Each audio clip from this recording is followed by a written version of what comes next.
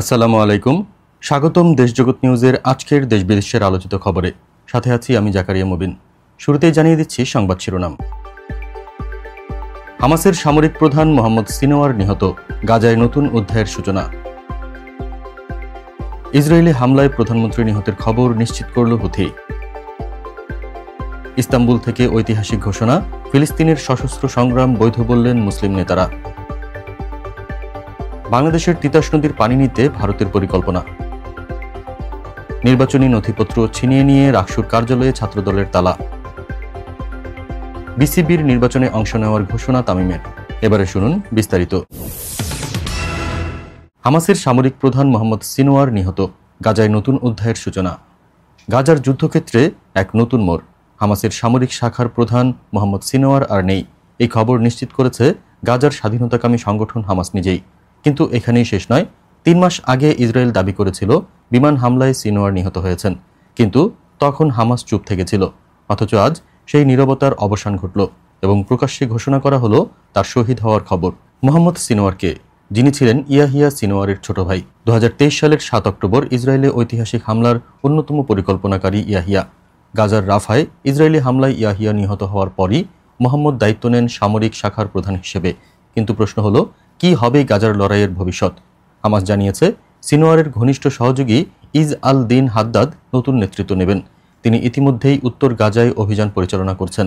অর্থাৎ এক সিনওয়ার বিদায় নিলেও আরেকটি যুদ্ধ অধ্যায়ের সূচনা হয়তো শুরু হতে চলেছে। গাজা এখনও থামেনি, আর থামবেও না, এই বার্তাই যেন পৌঁছে দিতে চায় হামাস। ইসরায়েলি হামলায় প্রধানমন্ত্রী নিহতের খবর নিশ্চিত করল হুথি। মধ্যপ্রাচ্যের অস্থিরতা নতুন মাত্রা পেল। ইয়েমেনের রাজধানী সানায় ইসরায়েলি বিমান হামলায় নিহত হয়েছেন হুথি সরকারের প্রধানমন্ত্রী আহমেদ আল রাহাউই।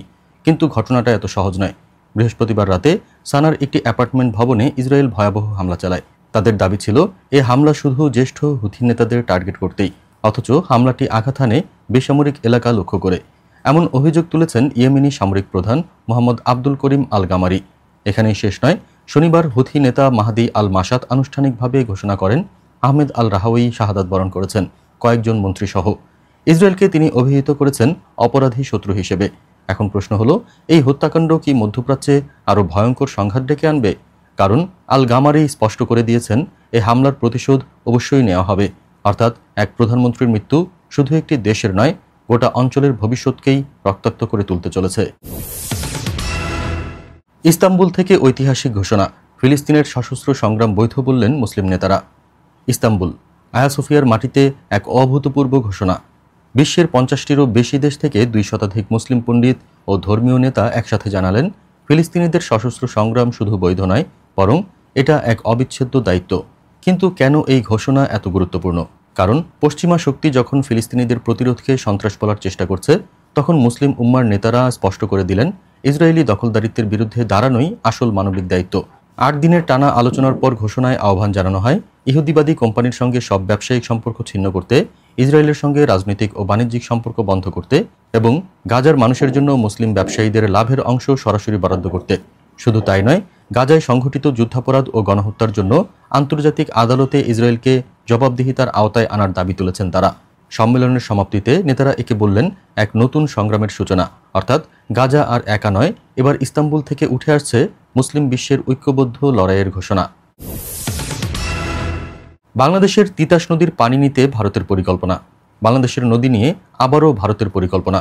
ত্রিপুরার মুখ্যমন্ত্রী মানিক সাহা ঘোষণা করেছেন আগরতলা শহরের ৫১টি ওয়ার্ডে পানীয় জল সরবরাহের জন্য ব্যবহার করা হবে বাংলাদেশের তিতাস নদীর পানি।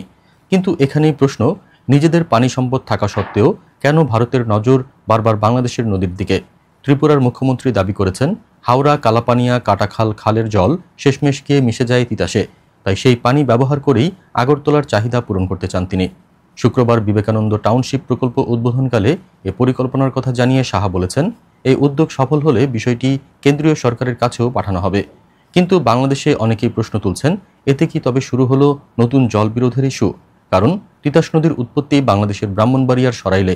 এই নদী মেঘনায় মিলিত হয়ে পরিণত হয় আমাদের নদী ব্যবস্থার গুরুত্বপূর্ণ অংশে।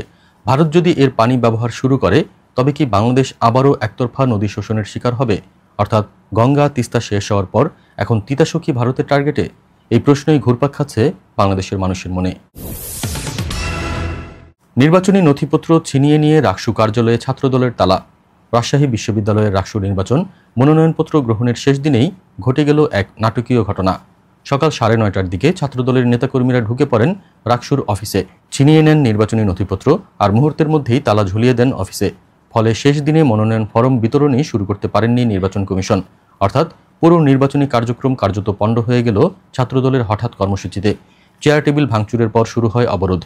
প্রথম বর্ষের শিক্ষার্থীদের ভোটার তালিকায় অন্তর্ভুক্তির দাবিতে কয়েকদিন ধরেই আন্দোলন চালিয়ে যাচ্ছিল ছাত্রদল। আজ যখন ফরম বিতরণের শেষ দিন, তখনই তারা রাকসুর প্রধান রিটার্নিং কর্মকর্তা ও কোষাধ্যক্ষের অফিস অবরুদ্ধ করে অবস্থান নেন। শাখা ছাত্রদলের সাধারণ সম্পাদক সরদার জহুরুল ইসলাম জানালেন, আমরা ফি দিয়েছি, কিন্তু প্রথম বর্ষের শিক্ষার্থীদের ভোটার করা হচ্ছে না। এই বৈষম্য মেনে নেওয়া হবে না। অর্থাৎ দাবি না মানা হলে রাকসু নির্বাচনও হতে পারে ঝুঁকির মুখে। প্রশ্ন উঠছে, এবার কি সত্যিই ভেস্তে যাবে বহু প্রতীক্ষিত এই নির্বাচন? বিসিবির নির্বাচনে অংশ নেওয়ার ঘোষণা তামিমের। বাংলাদেশ ক্রিকেট, যেখানে মাঠের বাইরের লড়াইও এখন সমান রোমাঞ্চকর। দেশের সবচেয়ে জনপ্রিয় ওপেনার সাবেক অধিনায়ক তামিম ইকবাল এবার ঘোষণা দিলেন, তিনি নামছেন বাংলাদেশ ক্রিকেট বোর্ডের বিসিবির নির্বাচনে। প্রশ্ন হলো, তিনি কি সরাসরি সভাপতি হবেন? উত্তর হলো না। প্রথম ধাপের লক্ষ্য তার পরিচালক পদ, এরপর ধীরে ধীরে নজর যাবে সভাপতির দিকে। একটি জাতীয় দৈনিক ও ক্রিকবাজকে দেওয়া সাক্ষাৎকারে তামিম স্পষ্ট জানালেন, ক্রিকেটকে যদি এগিয়ে নিতে হয়, বোর্ডের ভেতরে গুরুত্বপূর্ণ আসনে বসতেই হবে। গঠনতন্ত্র অনুযায়ী বিসিবির নির্বাচনে প্রথমে ক্লাব, জেলা ও আঞ্চলিক কাউন্সিলরদের ভোটে নির্বাচিত হতে হয় পরিচালক হিসেবে। তারপরই পরিচালকেরা ভোট দেন সভাপতি নির্বাচনে। তাই তামিম এখন তৈরি হচ্ছেন পরিচালক হয়ে বোর্ডে ঢোকার, আর সেখান থেকে ধাপে ধাপে এগোবেন শীর্ষ পদে। এদিকে জানা গেছে, তামিম ইতিমধ্যেই 2টি ক্লাবে সংগঠক হিসেবে বিনিয়োগ করেছেন। সেখান থেকেই তিনি নির্বাচনে অংশ নিতে পারেন। সবচেয়ে বড় কথা, তিনি বলছেন, ক্রিকেটে রাজনীতি নয়, আসল দরকার যোগ্য নেতৃত্ব। এখন প্রশ্ন দাঁড়ালো, তামিম কি সত্যিই বিসিবির সভাপতি হওয়ার পথে এগোচ্ছেন, নাকি অন্য কোনো মুখ সামনে আসবে এই লড়াইয়ে? উত্তর মিলবে খুব শিগগিরই। আজ এখানেই শেষ করছি। সবাই ভালো থাকুন, সুস্থ থাকুন আর দেখতে থাকুন দেশজগৎ নিউজ। চ্যানেলটি ভালো লাগলে সাবস্ক্রাইব করুন আর সংযুক্ত থাকুন আমাদের ফেসবুক পেজে। ধন্যবাদ।